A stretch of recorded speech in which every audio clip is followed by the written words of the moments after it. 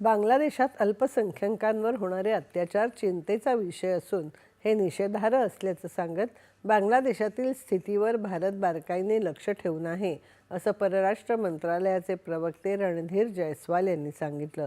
आज नवी दिल्लीत घेतलेल्या पत्रकार परिषदेत ते बोलत होते।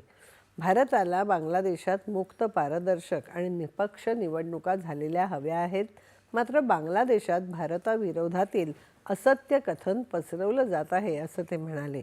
अंतरिम सरकारच्या काळात बांगलादेशात अल्पसंख्याकांवरील अत्याचाराच्या 2900 घटना घडल्या आहेत, याकडे जयस्वाल यांनी लक्ष वेधलं।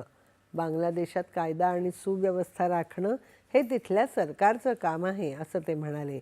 अमेरिकेच्या H-1B व्हिसा धोरणासंदर्भात बोलताना या मुद्द्यावर अमेरिकेशी चर्चा सुरू असल्याचं रणधीर जयस्वाल यांनी सांगितलं।